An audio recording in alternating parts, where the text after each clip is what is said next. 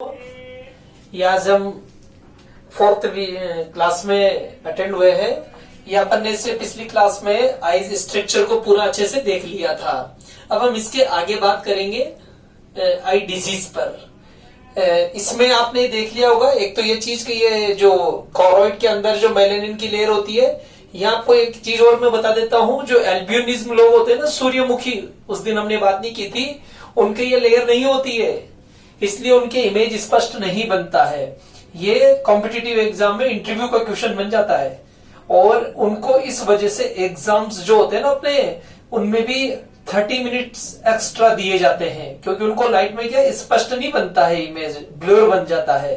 Albinism सूर्यमुखी लोगों के। चलिए मैं इसको मिटाता हूं। अब नेक्स्ट आई डिजीज की बात करेंगे। पहला डिजीज है मायोपिया।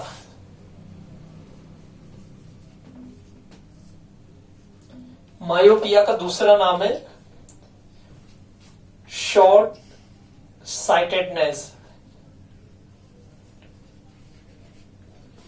हिंदी में इसको बोलते हैं निकट दृष्टि दोष। हमें सारे ही नाम ध्यान रखने हैं, क्योंकि हमारे एग्जाम्स में ये सब नाम चेंज हो गया जाता है। यदि हमें ध्यान नहीं है तो हम थोड़ा माइनस मार्किंग में चले जाएंगे। दोस्तों, इस रोग को ध्यान रखने के लिए एक बहुत इंपॉर्टेंट चीज है, आप इसको ऐसे पढ़ें, निकट दृष्टि दूर का दोष।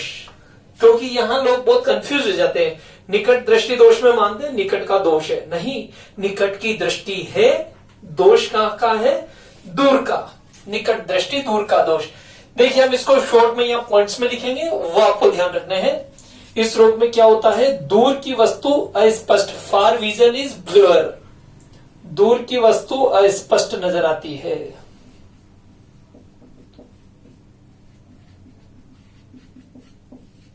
Far vision is blur.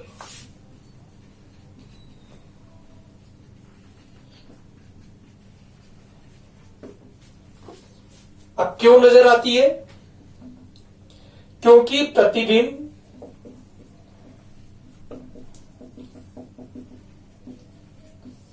Retina के पहले बन जाता है।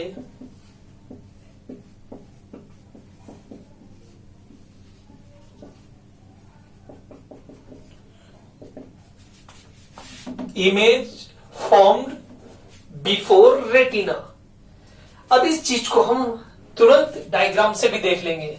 ये देखिए साहब, ये आपकी आई बॉल, ये कोई वस्तु का लाइट आ रहा है और ये इसमें क्या हुआ, ये इमेज ये पहले ही बन गया, ये बन गया पहले। अब क्यों बन गया, अब इसके कारण देखिए। इसका क्या कारण हो सकता है कि या तो लेंस की फोकल लेंथ घट गई, हम इसको ऐसे लिख सकते हैं LF, लेंस की फोकस दूरी क्या हो गई है, लेंस की फोकस दूरी कम हो गई।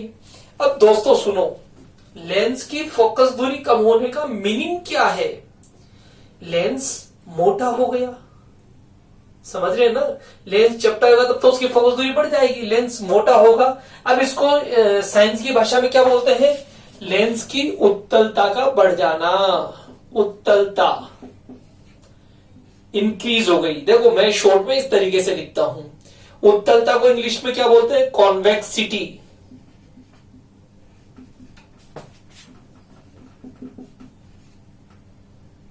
कॉन्वेक्सिटी क्या हो गई, इसकी इंक्रीज हो गई।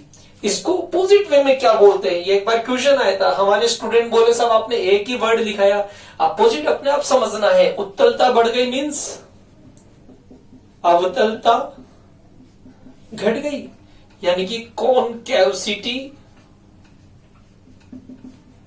डिक्रीज। इन दोनों परिस्थितियों में जो इमेज, जो लाइट आ रही है, वो कहां पे फोकस हो जाएगी, रेटिना के पहले फोकस हो जाएगी। दूसरी चीज, ये रीजन जान रहे हैं अपन, ये बहुत इंपॉर्टेंट है, आजकल एग्जामों में यही पूछे जाते हैं। दूसरा रीजन क्या है, का डिस्टेंस, मेरे साथ देखेंगे ना तभी आपको ठीक लगेगा। डिस्टेंस, DIST लिख दिया मैंने शॉर्ट में, distance between lens and retina.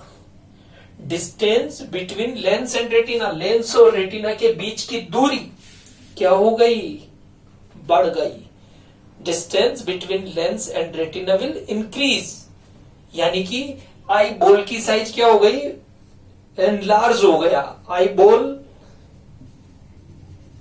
Enlarge, बड़ा हो गया। अब ये क्यों बड़ा हो सकता है, मैंने आपको बताया कोई इंफेक्शन हो गया, आपके फ्लूइड बढ़ गया, आपको अंदर जो वाइट्रियस ट्यूमर होता है उसकी क्वांटिटी बढ़ गई, तो आपको वो ब्लर विजन नजर आएगा। तो ये दो बहुत इंपॉर्टेंट रीजन है, इन दोनों कारणों से इमेज पहले बन रहा है। अब मैं इसको इमेज को पीछे कैसे पहुंचाऊं, तो इसका जो कंफ्यूजन है, निष्कर्ष है कि भाई आप उसको ठीक कैसे करें, तो इसके लिए आपको अवतल लेंस का चश्मा यूज होगा। अवतल लेंस बोले तो कॉनकेव लेंस, कॉनकेव लेंस का चश्मा यूज होगा। अब इसका आपको पूछा जाता है नंबर, तो इसका नंबर क्या होता है, नेगेटिव, माइनस। तो कई लोग क्या चश्मा लगाते हैं, हम क्लास में पूछते हैं बेटा आपके एक चश्मे का नंबर क्या है, सब 2 है, 2 है, 2 क्या प्लस या माइनस, सॉरी नो, जो व्यक्ति दूर का देख रहा है उसको नंबर माइनस का है। अब देखिए इसको हम लेंस को लगा के इसको रोग को ठीक करते, तो इधर देखिए क्या होगा, ये आईज।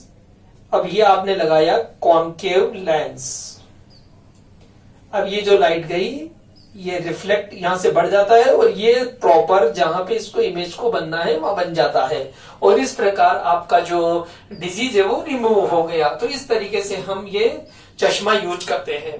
तो ये तो आपको सिंपल भाषा में मायोपिया कंप्लीट हो गया है। अब मैं आपको बहुत ही इंपॉर्टेंट बात बताता हूं दोस्तों, हमने 2 पॉइंट पढ़े थे, नियर पॉइंट और फार पॉइंट।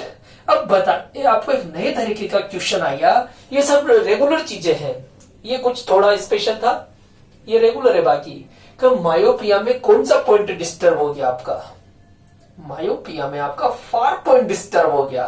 फार पॉइंट कहां था, इन्फिनाइट पे।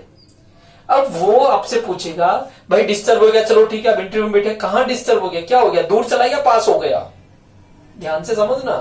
तो आपका फार पॉइंट नियर आ गया, यानी कि अब आप अनंत की चीज नहीं देख पा रहे, आप कहां की देख पा रहे हैं, जैसा मैं 10 मीटर तक की देख पा रहा हूं, 5 मीटर की देख पा रहा हूं।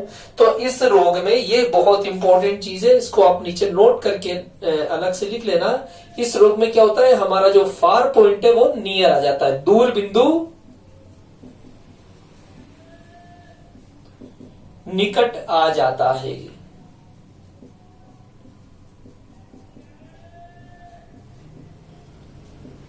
फार point displace and come at eyes, है ना, आंख की ओर आ जाता है। अब वो कितना आएगा, वो आपको जो चश्मे का नंबर है ना, हम उसमें भी जाएंगे न्यूमेरिकल पोर्शन में, कि जैसे कोई व्यक्ति ने कहा कि मुझे -2 नंबर का चश्मा लग रहा है। मैं एक छोटी सी चीज बता रहा हूं, तो -2 का मतलब उसकी लेंस की पावर हो गई -2। अब उस लेंस की फोकल लेंथ क्या हो गई, तो P बराबर होता है 1/f। तो यहां पे यदि f निकालेंगे आप इस लेंस की, तो 1/-2 इजिकल टू या -0.5 मीटर, यानी कि उस व्यक्ति को अब 0.5 मीटर, उसका जो फार पॉइंट है ना, बहुत दूर का पॉइंट, वो 0.5 मीटर पे आ गया है। अब उससे दूर का उसको अस्पष्ट नजर आएगा। जैसे जैसे इसका नंबर बढ़ता जाएगा, फार पॉइंट नजदीक आता जाएगा, यानी कि उसकी जो आई रेंज है ना, ध्यान से समझे, कल जो हमने बात करी थी आई रेंज 0.25 मीटर से इन्फिनाइट। अब इस व्यक्ति की आई रेंज क्या हो गई, 0.25 मीटर से 0.5 मीटर। उसको दिखेगा दूर का, हाथी तो दिखेगा, चूहा दिखेगा, लेकिन एक स्वस्थ व्यक्ति जो देख सकता है ना 0.5 मीटर से आगे, वो उसको नहीं देख पाएगा। इसका मीनिंग ये होता है, हमें ओवरऑल समझना है। चलिए सर, ये कंप्लीट हो गया। अब हम नेक्स्ट इसके आगे बात करेंगे हाइपरमेट्रोपिया की। मैं इसको मिटाता हूं, ठीक है। नेक्स्ट डिजीज है दोस्तों हाइपरमेट्रोपिया।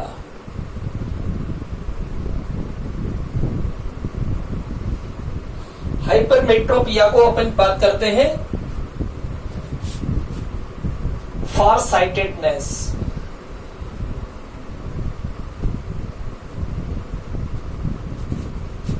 इसको बोलते हैं दूरदृष्टि दोष। मैंने इसको भी आपको बताया, पढ़ने का तरीका क्या होगा, दूरदृष्टि निकट का दोष। ठीक है, यानी कि दूर की वस्तु तो आपको दिखाई दे रही है, पर दोष कहां का हो गया, निकट का हो गया। हाइपरमेट्रोपिया इंग्लिश में कॉमन वर्ड है, हिंदी में बच्चों को दिक्कत आ जाती है। अब देखो इसमें क्या होता है, नंबर 1 पॉइंट, कहां की वस्तु नजर नहीं आएगी, निकट की वस्तु अस्पष्ट।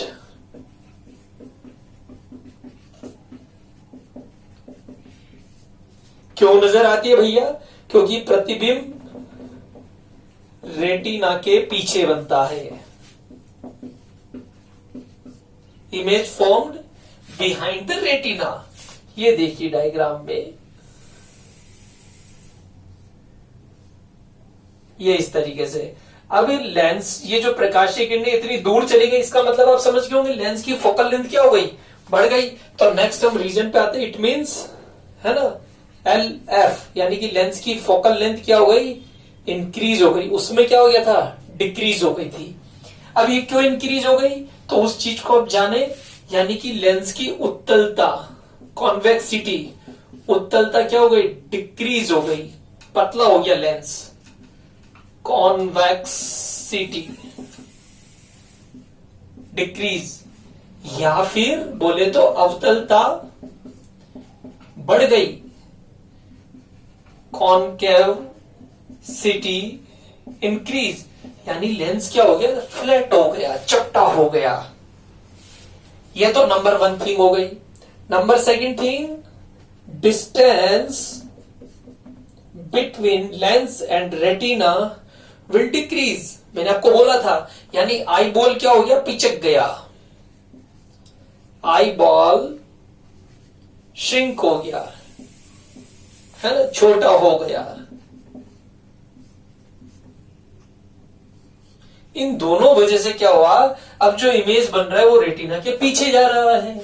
अब मैं इसको खींच के तो बड़ा कर नहीं सकता, मैं लेंस की फोकस दूरी को भी चेंज नहीं कर सकता, हाँ, लेकिन लेंस के बाहर, अब जैसे ऐसा समझे, बहुत नया तरीके का उदाहरण पिछली रोग भी पढ़ा, इसमें देखो समय की यहाँ क्या बाध्यता होती है, इसलिए अपन को थोड़ा स्पीड से काम करना पड़ता है शॉर्ट वे में। अब देखिए इसमें मैं क्या करूंगा, इस रोग के निवारण के लिए यहां पे मुझे ये जो लेंस है ये क्या हो गया दोस्तों, देखो समझो दोबारा, उत्तलता कम हो गई, कॉन्वेक्सिटी कम हो गई, मतलब ये लेंस पतला हो गया। अब मैं इसको मोटा करना है, अब मैं मोटा तो कर नहीं सकता, लेकिन अब मैं क्या कर सकता हूं, इसके बाहर एक मोटा लेंस लगा दूं। जैसे यू सपोज कीजिए मुझे इसका +3 में पावर चाहिए, लेकिन हो क्या गया +2। अब मैं इस +2 को +3 में कैसे बदलूं, कि यहां में एक लेंस लगा दो +1 का, और ये पहले से +2 है ही सही, तो +1 और +2 क्या हो जाएगा ओवरऑल, समझ में आया आपको। ऐसे करते हैं हम काम, ये लेंस ऐसे काम करते हैं। अब ये जैसे चश्मा लगा दिया उत्तल लेंस का, तो ये क्या करेगा, प्रकाश की किरणों को रेटिना पर ही आपतित फोकस कर देगा, ये रेटिना पर फोकस हो गई, तो इमेज स्पष्ट बन जाएगा। तो इसका जो कंक्लूजन आ जाएगा नीचे, इसका रोग निवारण कैसे करते हैं, रोग निवारण कॉन्वेक्स लेंस का चश्मा लगाकर, उत्तल लेंस का चश्मा, उत्तल लेंस बोले तो कॉन्वेक्स, और इस चश्मे का नंबर क्या होगा दोस्तों, हमारे पॉजिटिव, ये ध्यान रखना आप। तो इसमें भी वही चीज आएगी, किसी व्यक्ति को जैसे +2 नंबर का चश्मा लग रहा है, +1 का लग रहा है। अब इसमें एक चीज बताइए, आपने देखा होगा निकट दृष्टि दोष में वही नियर पॉइंट, फार पॉइंट, कौन सा पॉइंट डिस्टर्ब होएगा, तो इसमें नियर पॉइंट डिस्टर्ब होएगा। नियर पॉइंट कहां था, 0.25 मीटर पे था, यहां हम इसे बुक रखते हैं ना 0.25 मीटर पे, लेकिन अब इसमें क्या हो गया, वो डिस्टर्ब हो गया, तो वो कहां पहुंच गया, वो दूर पहुंच गया। बिल्कुल सिंपल एग्जांपल मैं आपको बताता हूं, आपने देखा होगा घर में अपने बुजुर्ग को बाहर कोई लेटर आया एकदम, तो वो क्या करते हैं, उस लेटर को बिना चश्मे, यदि चश्मा नहीं उनके पास, ऐसे दूर रख के पढ़ने का प्रयास करते हैं। हाँ यार, अरे ये वहां से आया है लेटर, हाँ, उनको क्योंकि यहां का नहीं दिख रहा, इसका मतलब क्या हुआ, निकट का बिंदु कहां चला गया, दूर चला गया। क्लियर। अब ये जो आपका कॉन्वेक्स लेंस है वो क्या करता है, उस निकट की वस्तु के इमेज को दूर पहुंचा देता है, तो आपकी आंखों में कोई फर्क नहीं हो रहा, आप तो वही देख रहे हैं, लेकिन वो लेंस ये मदद करता है आपकी। ये बहुत इंपॉर्टेंट चीज है समझने की, कि सबको पता होगा, पूछ लेना कि चश्मा लगा रहे हो कैसे काम कर रहा है, क्या काम कर रहा है, वो नहीं पता लोगों को। हाँ, तो ये बहुत इंपॉर्टेंट चीज है। तो इसमें आप लिख सकते हैं नोट, स्पेशल नोट क्या हो जाएगा कि इसमें निकट बिंदु दूर चला जाता है, near point displace to far, near निकट बिंदु दूर चला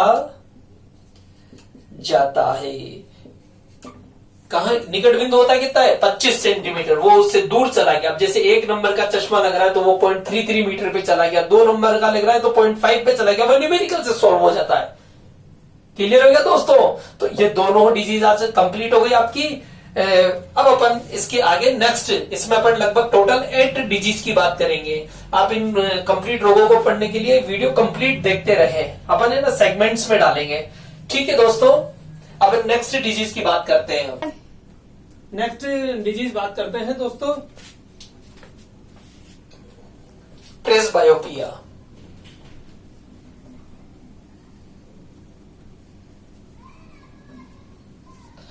प्रेसबायोपिया है जरा दृष्टि दोष। ये बुढ़ापे का रोग है, जरा यानी बुढ़ापा, जरा दृष्टि दोष। इस रोग में क्या होता है दोस्तों, जैसे पहले अपन ने दोनों रोगों की बात करी ना, उनका कारण क्या था, वो लेंस की फोकस दूरी कम हो जाना वगैरह वगैरह। लेकिन ये होता क्यों है, जैसे सिलियरी मसल्स की फ्लेक्सिबिलिटी कम हो जाना या लेंस की फ्लेक्सिबिलिटी कम हो जाना, क्योंकि अपन ने आईज की स्ट्रक्चर में बात की थी कि लेंस क्या होता है, फ्लेक्सिबल होता है, तो वो चीज है। तो प्रेसबायोपिया में क्या है कि दूर और पास दोनों की ही स्पष्ट नजर नहीं आती है, दूर एवं पास दोनों अस्पष्ट, near and far both vision is blur. क्यों? क्योंकि इसमें क्या होता है, लेंस एंड सिलियरी मसल्स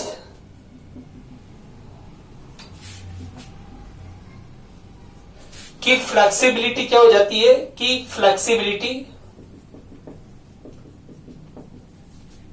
कम हो जाती है।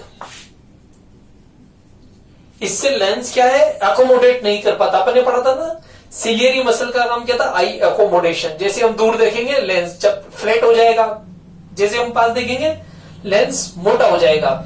लेकिन यदि ये मांसपेशियां जो कि एज के हिसाब से हार्ड होती जाती है, तो ये फ्लेक्सिबिलिटी की कम होने से हम फटाफट हमारी आई क्या है, एकोमोडेट नहीं कर पाती, दूर और पास के लिए समंजन नहीं कर पाती।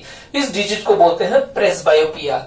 इसमें निवारण क्या है, इसमें बाईफोकल लेंस यूज किया जाता है, द्विफोक्सी लेंस यूज किया जाता है ना।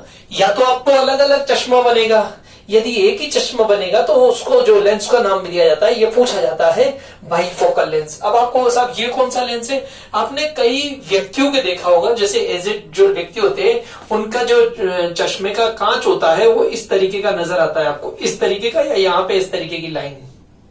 इसमें ये 2 लेंस होते हैं, नीचे होता है कॉन्वेक्स, जो कि पास देखने के लिए हमें आंखें नीचे करनी होती है, और ऊपर होता है कॉनकेव। तो ये चीज क्लियर हो गई ना, इसमें बाईफोकल लेंस यूज करते हैं। ये 3rd डिजीज कंप्लीट हो गया अपना। नेक्स्ट 4th डिजीज है एस्टिग्मेटिज्म। एस्टिग्मेटिज्म को बोलते हैं दृष्टि वैषम्य या अबिंदुकता। ये एक बार एक आईएएस के पेपर में अबिंदुकता वर्ड आ गया था, इंग्लिश में लोगों ने नहीं देखा और जिन्होंने देखा उनका ठीक हो गया। एस्टिग्मेटिज्म बिल्कुल प्रॉपर वर्ड है, अबिंदुकता। अब देखिए दोस्तों, इस रोग में क्या होता है, एस्टिग्मेटिज्म। एस्टिग्मेटिज्म में क्या होता है, व्यक्ति को एक बार में horizontal and vertical plane both not seen clear together, क्षैतिज और ऊर्ध्वतल एक बार में स्पष्ट नजर नहीं आते हैं। आप मीनिंग समझे, क्षैतिज और ऊर्ध्वतल। मैं आपको एग्जांपल से समझाता हूं। जैसे आप प्लेन फर्श देख रहे हैं या रोड देख रहे हैं, तो आपको उसमें क्या होगा, लंबाई में तो सही दिखेगा, पर आप कहेंगे यार ये थोड़ा सा ऐसे ढाल है इसमें, दूसरा कहेगा भैया नहीं है। आप प्लास्टर देख रहे हैं, कोई दीवार देख रहे हैं, या ऐसे व्यक्ति के साथ प्रॉब्लम होती है जब कोई चीज लटकाई जा रही है, जैसे सीधी ट्यूबलाइट लगाई जा रही है, वो कहेगा नहीं यार थोड़ा इधर से ऊंचा कर। हाँ, आप सब कहेंगे अरे भैया सीधी तो है, कहाँ है, नहीं यार का थोड़ा सा इधर से ऊंचा नीचा है। आपने महसूस किया होगा ऐसा दैनिक जीवन में। वो डिजीज वास्तव में क्या है, एस्टिग्मेटिज्म है। हाँ, इसका एकदम से अपन को आभास नहीं होता है। और यदि ऐसा परिस्थितियों में आप बोस है और आपको एस्टिग्मेटिज्म और आप स्वीकारते नहीं, तो आप हर चीज को टेढ़ा मेढ़ा करवाएंगे। हाँ, तो ये चीज एस्टिग्मेटिज्म है। तो मैं यहां लिख देता हूं इसमें क्षैतिज हॉरिजॉन्टल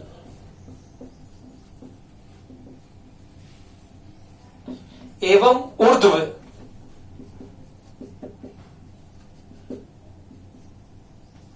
तल एक साथ स्पष्ट नजर नहीं आते।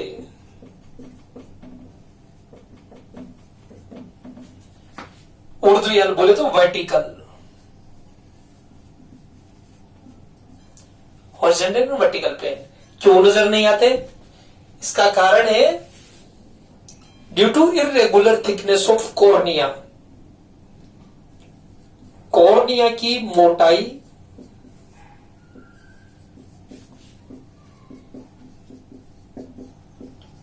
में अनियमितता के कारण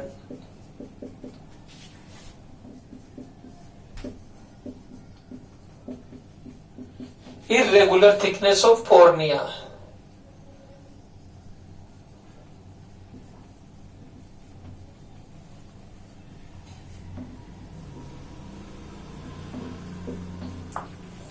कुछ हद तक लेंस की थिकनेस की वजह से भी हो सकता है ये।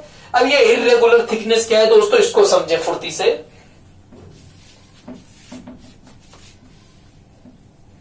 यहां देखें,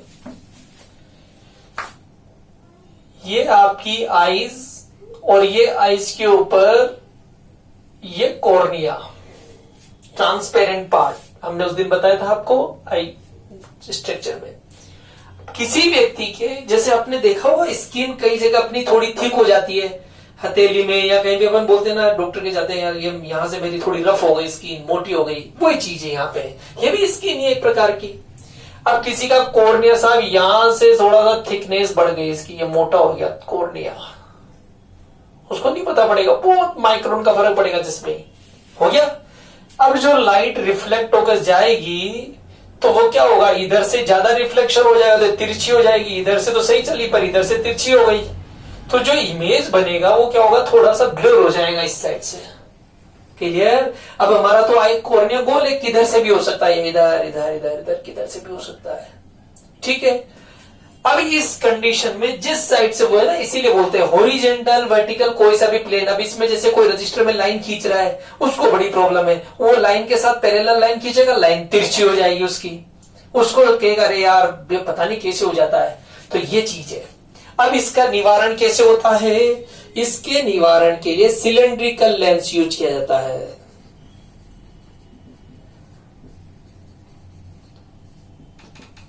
बेलनाकार लेंस।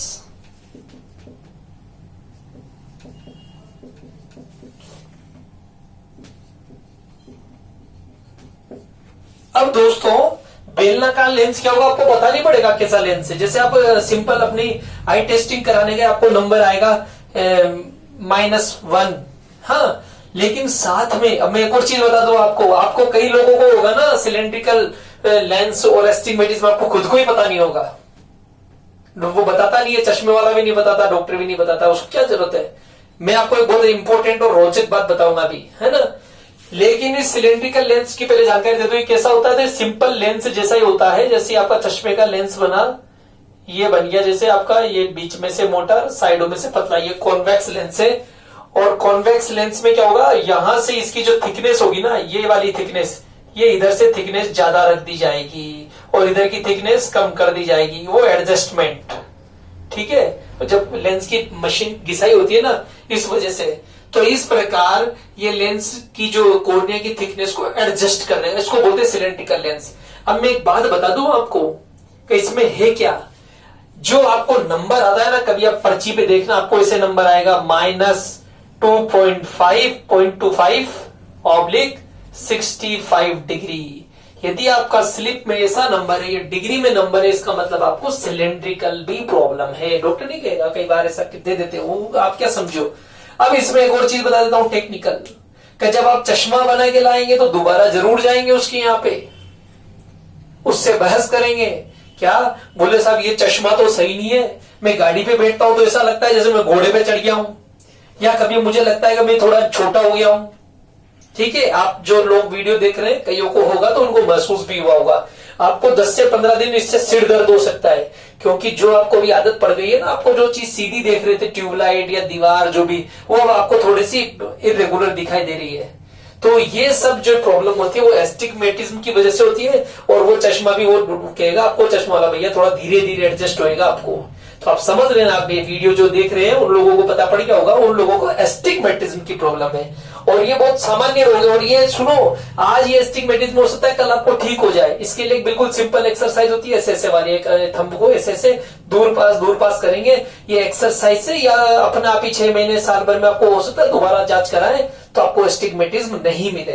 तो इस प्रकार अपन ने अभी 4 रोग पढ़े दोस्तों। बाकी रोग हम नेक्स्ट वीडियो में बात करेंगे, ये वीडियो इससे लंबा हो जाएगा नहीं तो, है ना। आशा है आपको ये समझ में आए होंगे। इंग्लिश हिंदी की कोई प्रॉब्लम नहीं है दोस्तों। अपन यहाँ पे समय बचाने के लिए अपन दोनों बाइलिंगुअल लिख सकते हैं, लेकिन समय बचाने के लिए मैं यहाँ एक ही वे में लिख देता हूँ और बाकी आपको बोल देता हूँ, तो थोड़ा और बाकी टर्म्स आपको सारी दोनों लैंग्वेज में मिल जाएगी।